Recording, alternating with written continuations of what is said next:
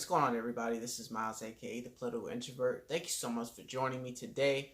Um, I wanted to come on because honestly, I want to put this topic to rest. But yesterday, I made a video regarding you know the Tulsi Gabbard's recent words for Medicare choice instead of saying Medicare for all.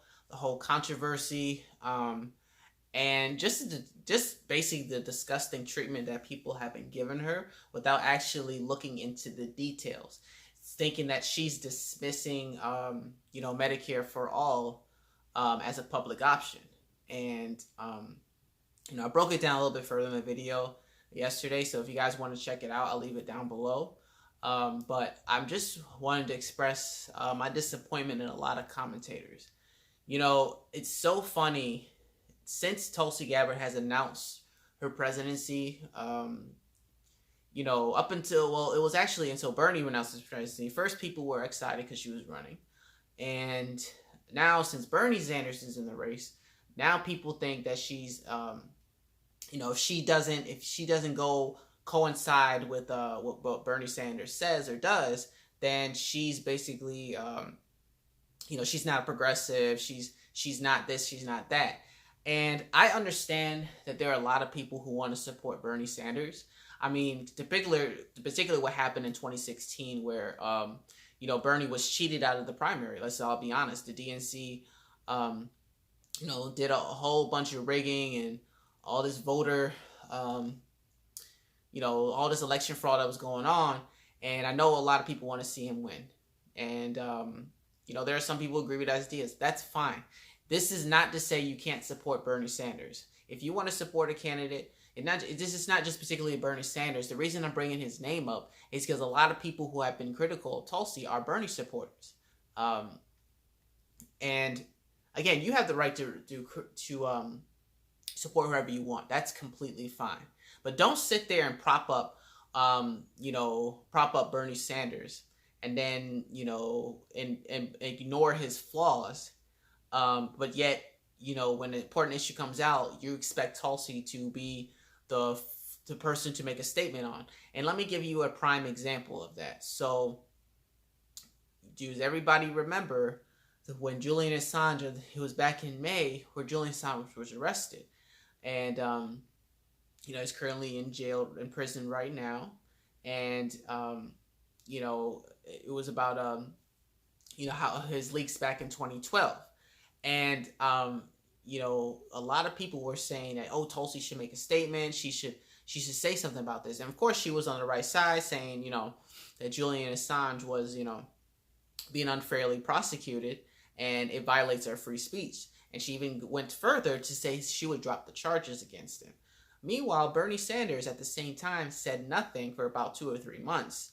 And then he did later made a statement, not mentioning Assange's name, but saying that, the freedom of speech was being attacked. But, again, he didn't really say Assange's name. So I didn't see a lot of people talking about it. No, a lot of people weren't outraged. His supporters made excuses about, oh, well, Bernie's always been, good with freedom of speech. He would have supported. He has a lot of things going on. And that was one of the things that I found very disturbing. Why does Bernie Sanders get a pass, but Tulsi Gabbard doesn't? Why does she have to be held to a higher standard? And we see this thing over and over and over again. It's with most issues, if Tulsi Gabbard is not on the right side of the issue, what you claim to be the right side of the issue, she is wrong. But Bernie can have a different position you may not agree with, and it's an excuse. Okay? And, for example, UBI as well. I know a lot of people support UBI. Andrew Yang's is the forefront of that person because that's essential to his campaign. Again, Tulsi Gabbard supports UBI, and Bernie Sanders does not. And again, same thing. If he hasn't been, he's getting some slack, but it's like people again, are still ride or die for him, which is fine. That's your candidate. That's completely fine. But I want to remind everybody is that, while I do understand that you support a particular candidate, this is not just for Bernie Sanders. This is for every candidate, no matter who you support, Bernie, Yang, whatever. But I want to remind everybody is that when we resort to smear tactics, like you get one thing if you disagree with somebody, but when we start smearing people and making all these, giddy jokes, that really just says who you are pretty much. You can't debate the issue. You have to go to name calling and all this personable stuff, and I'm very disappointed in a lot of these YouTube commentators or journalists who are acting like that. They're going to cancel Tulsi because, like they did the same thing with the anti-BDS, which again, Bernie Sanders is against the movement. He may have not voted for the bill, but he's against the movement. And why is she getting? She's basically, she voted for a bill that it's not a bill. Excuse me. It's a resolution that says while the government doesn't agree with it, they're going to protect their freedom of speech. Guys, they don't have to agree. And it's the same thing with her LGBT stance. She's been 100%, her voting records have been 100% record. So whatever she believes personally is her business. Who cares? I'm not saying she doesn't believe it one way or the other. What I'm saying is, I don't care what people believe. I care about what they vote for, because not every politician is going to agree with what you say, but as long as they're protecting your freedom of speech, that's the thing that matters, right? And, I know I'm getting off track though, but my point is that we don't have a lot of fairness in this cycle, and this primary process is being very toxic. You got the Bernie Sanders supporters over here, Tulsi Gabbard supporters over here. I feel like, in my opinion, is that Bernie is being treated like Hillary in 2016, where you can't criticize him, you can't say nothing bad about him, or you're just against the movement or whatever. You guys are you're starting to act like Hillary Clinton supporters, and we were the ones who were critical of you guys as well. So I really am disappointed of these these commentators. A lot of them are actually watched, and I really respect it. But how dare you sit there and go sit there and threaten to cancel somebody because of one disagreement. Let me remind you of who Tulsi Gabbard is, though. So, before you start, threatening to cancel her, even if you don't have to be your first choice, though. But let me tell you something about who she is. Tulsi Gabbard was not the person who obfuscated Russiagate. Okay, Tulsi Gabbard was not the person who lied and said Russia still did the DNC hacking. It was when it was the DNC. And not only that she not said that, she actually put out legislation securing our elections acts to actually try to solve the issue. And unfortunately Bernie Sanders has not. And Tulsi Gabbard has embraced UBI, along with the living wage. Bernie doesn't believe that. And again, this is not to vilify Bernie Sanders. That's not what my point of this is. My point is that if we're going to sit there and be picky about issues, then you better look at your own candidate too, because don't act like Bernie Sanders is perfect. I do respect him that he brought the conversation forward about progressivism,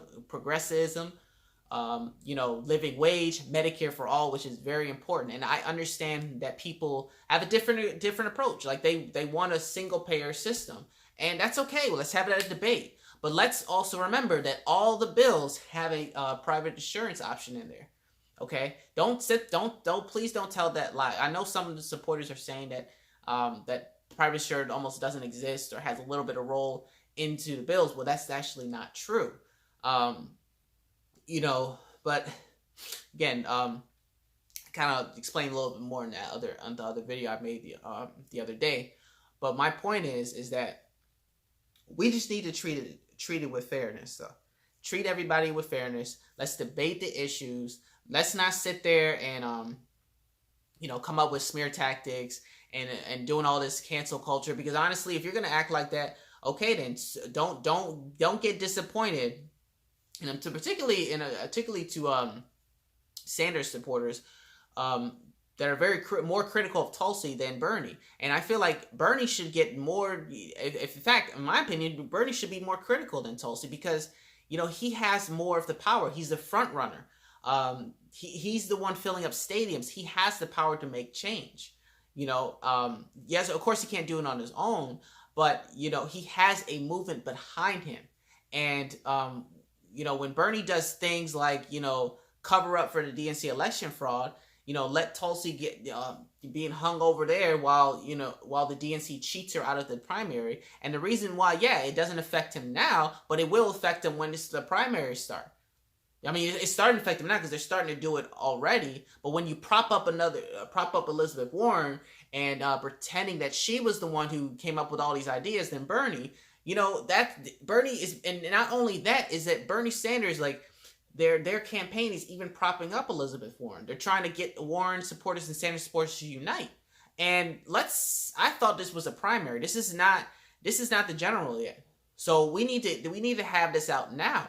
But I just see too many hypocrisies, and I'm just very disappointed in you and the commentators who decided to cancel Tulsi. I mean, if you guys have an issue with what she supports, why don't you have the respect to advise her wrong? Because she's and Yang as well as too goes on independent media, unlike most of the other candidates who don't.